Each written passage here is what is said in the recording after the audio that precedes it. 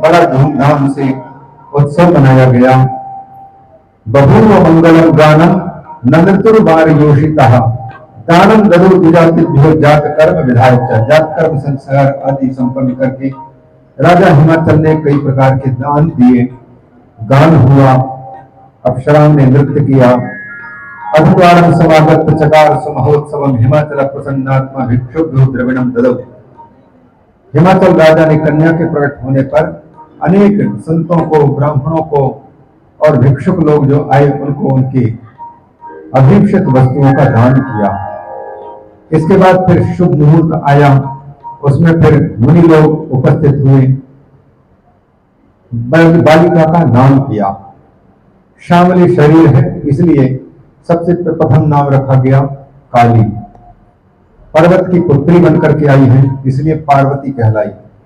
और ऋषियों ने आगे के भविष्य को कुछ देखा है इसलिए उनका एक नाम रखा उमा, क्योंकि आगे के चरित्र में आता है कि जब तपस्या करने के लिए जाने के तैयार हो गई तो भगवती मैना ने निषेध करते हुए तपस्या के लिए न जावे यह सोच करके ओ मां हरि मत जाओ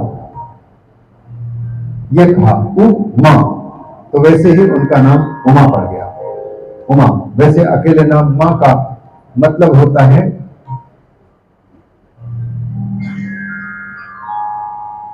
स्त्री का वाचक है। जैसे मां माने लक्ष्मी, उसके साथ में उ लग करके उ मां का मतलब मां माने लक्ष्मी, वो तो विष्णु की है, लेकिन ये मां है, ये मां उ माने उमेश की है, माने उमापति भगवान शंकर की है। इसलिए और इनके साथ में अगर कोई धव शब्द जुड़ जाए तो जैसे मां के साथ में जुड़ जाए धव तो माधव मतलब विष्णु का नाम बन जाता है, और उमा के साथ में अगर धव जोड़ देंगे तो उमा धव माने शंकर जी का नाम बन जाता है।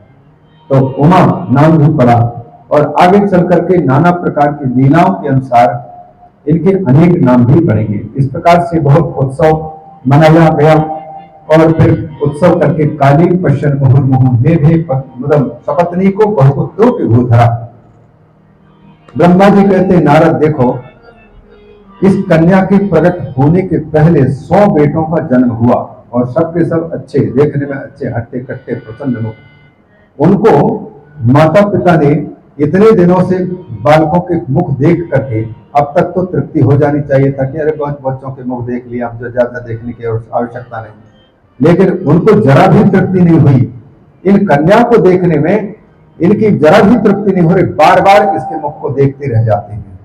ले भी मुदम सपत्नी को बहुपुत्रोपी, बहुत पुत्र के मुख देख लेने के बाद भी इन कन्या के मुख देखते समय इनकी दृष्टियां हटती ही नहीं वहां से, क्योंकि वो स्वयं त्रिपुर सुंदरी भगवती प्रकट हुई है। इस प्रकार से सा तथा तत्र सा ववृधि देवी गिरिराज गृहे शिवा। अब हिमाचल के यहाँ पर वो भगवती छोटी कन्या किस प्रकार से बढ़ने लग गई। गंगा एवं वर्षा समय, जैसे बरसात के समय पर गंगा जी बढ़ी हुई हैं, अथवा शरदीव चंद्रिका, शरद पूर्णिमा के अवसर जब आता है तो चंद्रमा जैसे बढ़ती, वैसे 15 दिन के अंदर जैसे चंद्रमा पूर्णिमा को प्राप्त हो जाता है, वैसे ही भगवती का शरीर बढ़ने लग गया। अनुदिनम रम्याम चंद्र बिंब कला एवं कुलोचित नाम नाताम पार्वती त्याजुहाव। कुलोचित नाम माने पर्वत कुल में उत्पन्न हुए हैं, तो कुल नाम से उनको पार्वती नाम से लोग पुकारते थे। और मात्रा कहते उमेति मात्रा तप से निषिद्ध कालिका, तपस्या करने के लिए जब जाने लग गई तो उस समय माँ ने निषेध करते समय माँ माने मत, ऊ माने संबोधन है, यानी मत मतलब मत जाओ, ऐसा निषेध किए, इसलिए उनका नाम ये पड़ा। दृष्टि पुत्र तस्मिन तृप्ति जवामना। इतने पुत्रवान हो चुके हैं हिमाचल, सबके मुख देखा है, फिर भी अद्री को अभी भी तृप्ति न जगाम, माने संतान के मुख देखने में उनको तृप्ति नहीं, क्योंकि ये है ही ऐसे। इस प्रकार से ये सुंदर समय पर भगवती का प्राकट्य हुआ। और छोटे बच्चियां या बालक जैसे खेलते हैं, वैसे कंदुकई ही कृत्रिमई पुत्र ही, गेंद ले लेकर के खेलते हैं। और कृत्रिम पुत्र, जैसे आजकल खिलौना देते बच्चों को ना, आदमी के बने हुए उसके प्लास्टिक के, वैसे ही ये कृत्रिम पुत्रों के द्वारा वो खेलने लगी। सखी मत देवता और गंगा जी के तट में आकर के ये भगवती रेत की कुछ मूर्ति बना करके उनके साथ में खेलती थी। अथ देवी शिवा सा जोपदेश समय मुनि कपाट विद्या सुप्रीत्या जदिता सद्गुरो। राजा हिमाचल ने पुत्री को पढ़ा लिखा करके इनके घर गृहस्थी संभालने के उचित योग्य बना दो, यह सोच करके अच्छे अच्छे संतों से, ऋषियों से, देवगुरु बृहस्पति आदि से इन कन्या को शिक्षा दीक्षा कराई, ताकि किसी चीज में कोई कमी न रहने पाए, और भरपूर खर्च करके पढ़ाया लिखाया। हम लोगों की तरह नहीं कि आगे चलकर तो कवि कालिदास कहते हैं, अर्थो ही कन्या परकीय एवं, कन्या पराया धन है, ऐसा वो कहते हैं। तो पराया धन है, जब ये भावना आती है तो फिर व्यक्ति सोचता है कि खर्च करने के पहले, पढ़ाने लिखाने के पहले सोच लेता है। अधिकांश कन्याओं के पढ़ने लिखने के जिंदगी में रुकावटें आती हैं आर्थिक स्थिति के कारण। बहुत सी बहनें 12वीं तक मुश्किल से पढ़ पाती हैं, और आगे के पढ़ने का प्रश्न जब आता है, एक चरित्र को देख करके भी डर लगता है, इस कारण से भी, और पढ़ने की इच्छा होती है कि नहीं बहनों के, तो साधन की कमी होती है, और जिनके बहुतों के पास में साधन की कमी नहीं होती तो कन्याओं के पढ़ने की इच्छा नहीं होती। पढ़ने की इच्छा होती हो और साधन भी हो, और साथ ही साथ साधन संपन्न लोग उनको पढ़ा लिखा करके अगर समझदार बना दें, इन शास्त्रों को समझने की योग्यता उनके अंदर में भी आए, क्योंकि इन शास्त्रों को जो पढ़ेंगे वही माता पिता की कदर करना जानते हैं, समाज के रीति रिवाजों के सब बातों पर सम्मान करना जानेंगे। नहीं तो आधुनिक शिक्षा इन सब से दूर करने वाली होती है। शिक्षित कहलाते जरूर है, पर शिक्षित नहीं बन पाते। शिक्षित होने का मतलब है इंसान बनना, मनुष्य बनना। अगर मनुष्य बनकर के जीना हमारा शुरू हो चुका है तो हमारी पढ़ाई लिखाई ठीक है, और बहुत बड़ी डिग्रियां भी ले चुके हैं, लेकिन अभी भी मनुष्य का जीवन हम नहीं जी पा रहे, तब तक के लिए हमारी शिक्षा अभी हो नहीं पाई। तो हिमाचल ने इनको अच्छी तरह से पढ़ा लिखा करके उनको शिक्षित किया। पपाठ विद्या सुप्रीत्या, और ये तो भगवती समस्त विद्याओं की अधिष्ठात्री ब्रह्म विद्या स्वयं है।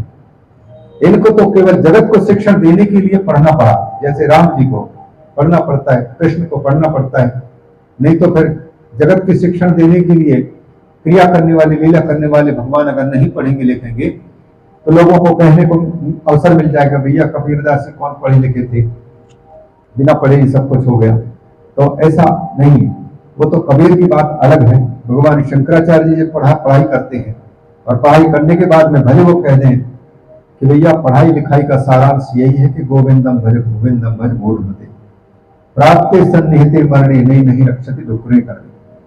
तो पढ़ाई लिखाई की सार्थकता भी तब है जब हम जीवन को उत्तम बना सकें।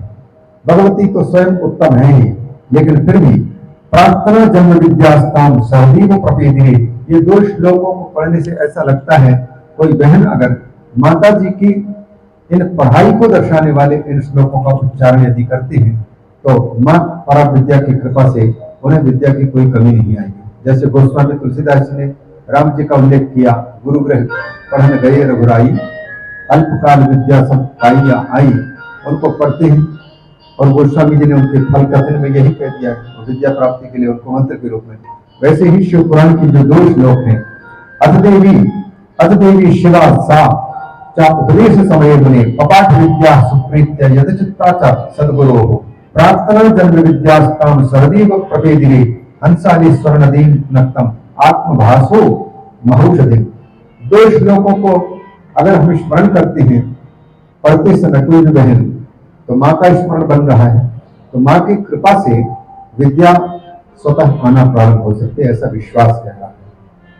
अन्यथा इन सब बातों को, क्योंकि भगवान वेद व्यास जी उन्हीं बातों को रखते हैं जिनको हमको जीवन में अपनाना है और चलना है, तो व्यर्थ उनकी शब्दावली है। इस प्रकार से भगवती ने पढ़ाई की।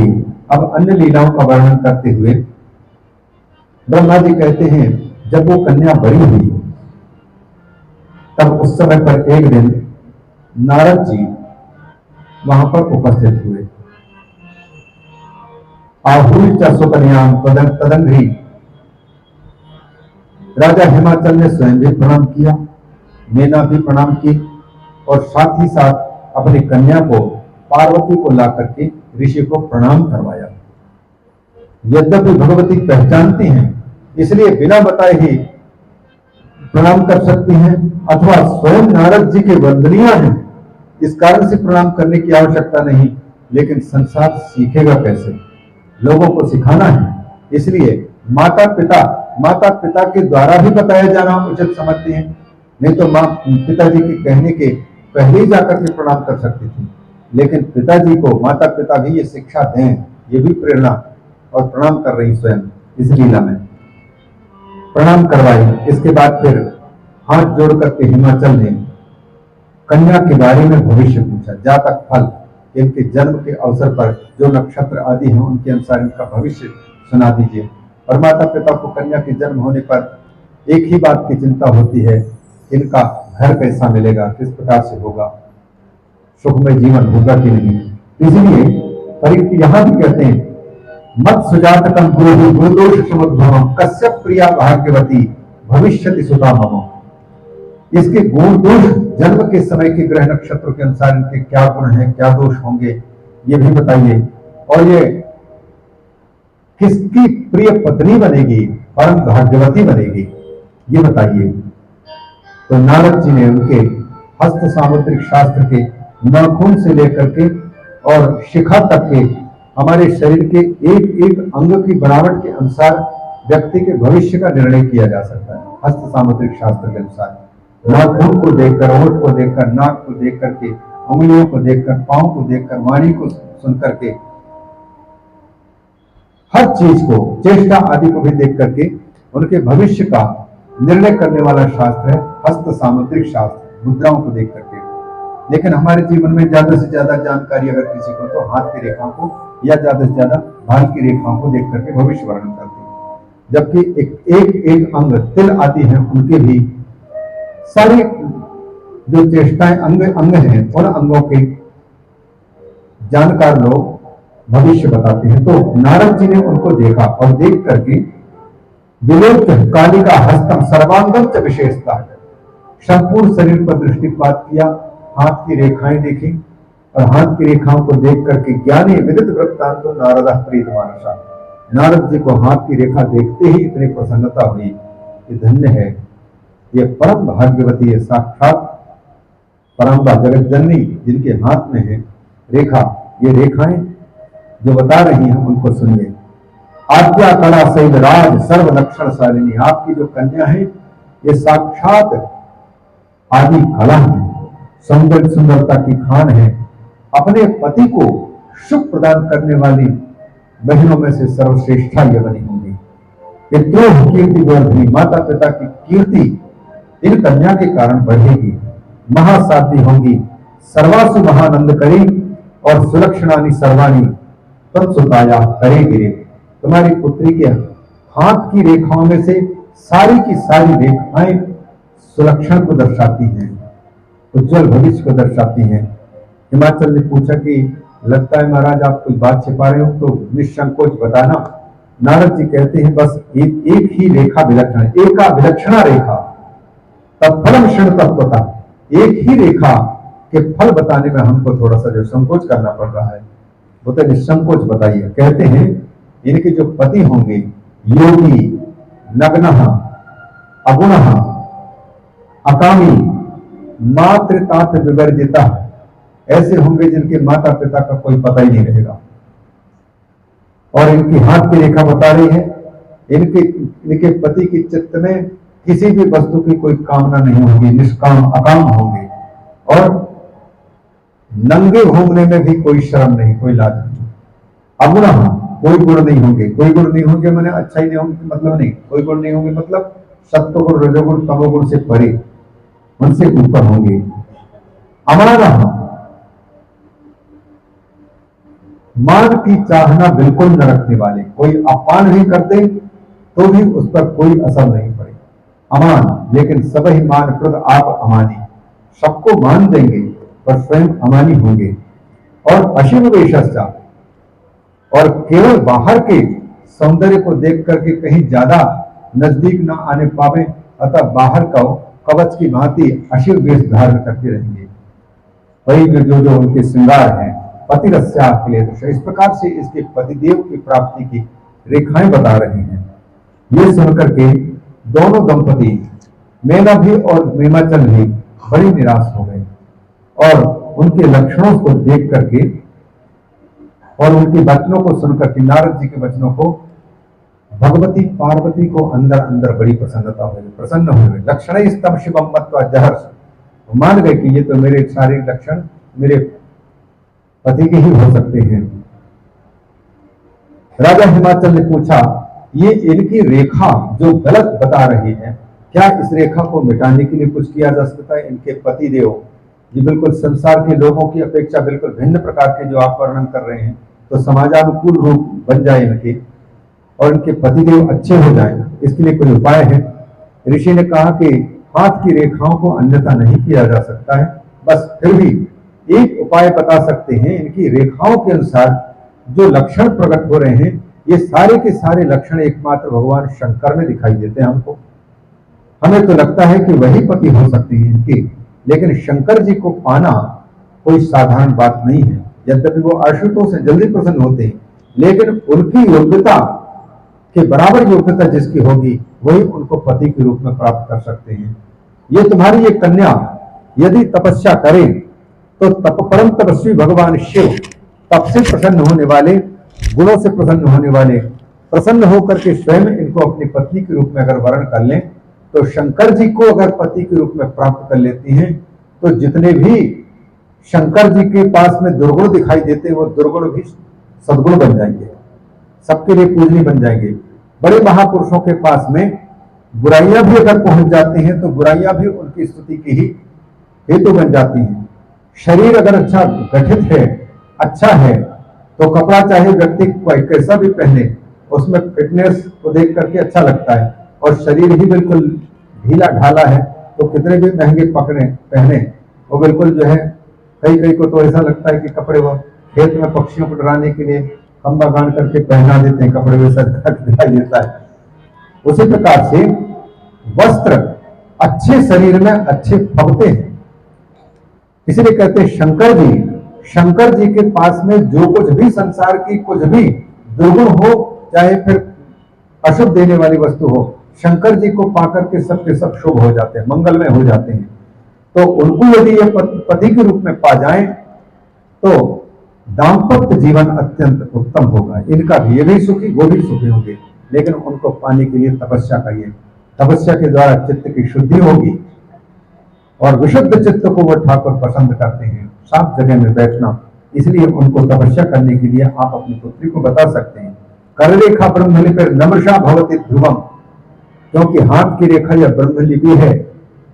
हम लोग तो ब्राह्मी लिपि पढ़ते हैं, ये ब्रह्मी लिपि है। भगवान ब्रह्मलिपि मतलब भगवान ब्रह्मा जी के द्वारा लिखी हुई रेखाएं, इसकी वैसी ही पति होंगी।